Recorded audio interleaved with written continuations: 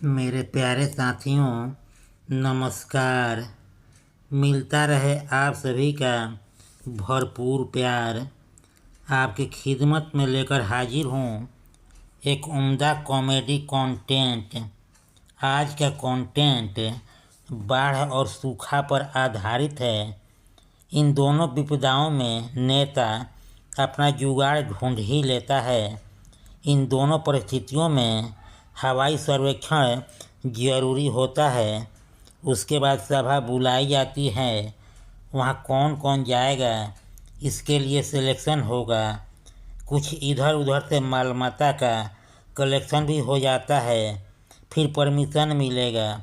उसके बाद किसको कितना कमीशन होता है। इन सारी पहलुओं को कैसे मैनेज किया जाता है, इसके लिए आपको मेरे साथ इस वीडियो के अंत तक देखना होगा। एक सवाल, मैं प्रतिदिन शाम को 7 बजे यूट्यूब पर अपना वीडियो अपलोड करता हूँ। कंटेंट जो देखेंगे सुनेंगे उसका टाइटल है कभी खाऊं कभी भूखा, बाढ़ और सूखा। कभी बाढ़ आता है, कभी सूखा झेलना पड़ता है। कभी मैं खाता हूँ तो कभी तुझे भूखा रहना पड़ता है। बाढ़ और अकाल, इन दोनों परिस्थितियों में आदमी होता बेहाल है। जो कभी करोड़पति होता था, इस समय वह भी कंगाल हो जाता है। जबकि इसमें नेताओं के लिए चुनाव के समय संचित धन वोट के लिए आम जनता में बांटकर हो जाता कंगाल है। इस तरह के मौका आते ही ब्याज सहित मिल जाता माल है। इसके लिए इस पीछे लगना होता है, भागना होता है, यानी होना पड़ता 9-2-11 है। क्योंकि ऐसी परिस्थितियों में आ जाती बहार, फिर तो पौ 12 है।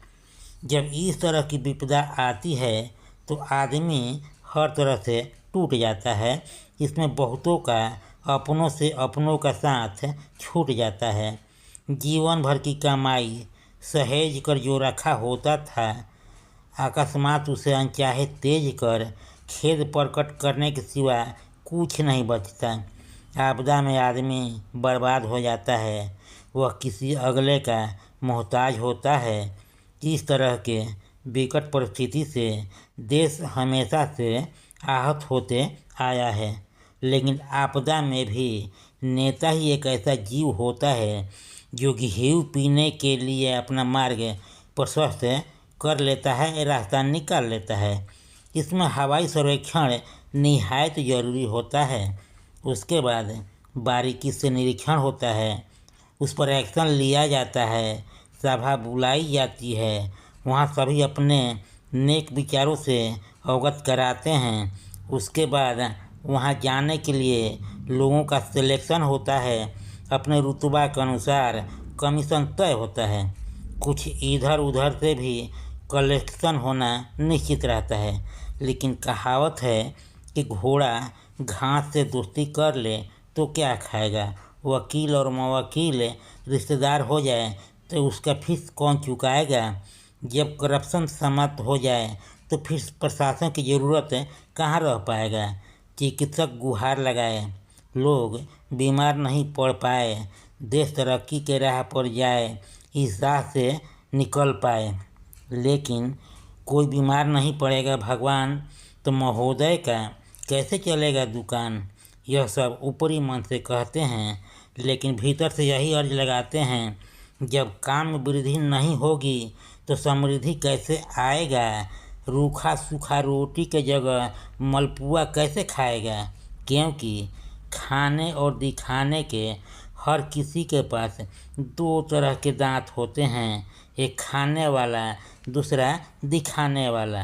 कथनी और करनी अलग अलग होता है।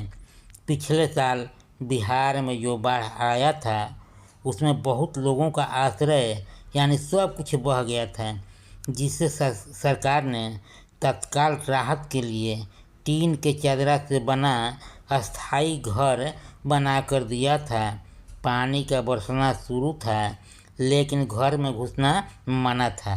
कारण इसका उद्घाटन होना बाकी था और मंत्री जी बिजी चल रहे थे।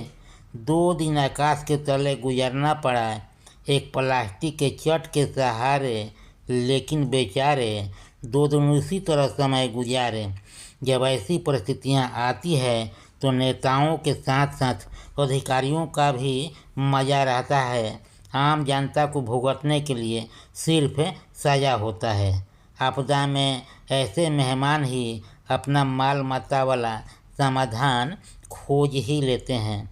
बाढ़ हो या सूखा, दोनों में हवाई सर्वेक्षण में नेताजी के परिवार वाले रिश्तेदार मुफ्त में हवाई दौरा कर लेते हैं, क्योंकि इस तरह का सीजन आते दूसरे के भलाई के साथ अपना मलाई का तह मोटा करने का बढ़िया मौका मिल जाता है। चेहरा खुशी से खिल जाता है। बाढ़ हो या सूखा, दोनों में ही अच्छा महसूस करते हैं। ऐसे मौके पर तो चौका छक्का मारा जाता है। आधा माल इधर आधा माल उधर करने या खिसकाने का बढ़िया मौका मिलता है। मायूस चेहरे पर सुकून का फूल खिलता है। सबसे बड़ी जनता को नेता से मिलने का मौका मिलता है, जो चुनाव जीतने के बाद गायब हो जाते हैं। प्रकृति दोनों को मिलाकर अपना कर्तव्य निभाती है। कंटेंट समाप्त हुआ। इस कंटेंट को सुनकर क्या कहना चाहेंगे आप? अपने बहुमूल्य विचार से मुझे ज़रूर अवगत कराएं। क्या खामियां है, ताकि आगे हम सुधार पाएं। और हाँ, चैनल को सब्सक्राइब नहीं किए हैं तो कीजिए। अपने मित्रों को भी इस वीडियो के बारे में बताएं, क्योंकि मेरे चैनल पर आपका हमेशा रहेगा दरकार। एक बार फिर से तहे दिल से नमस्कार।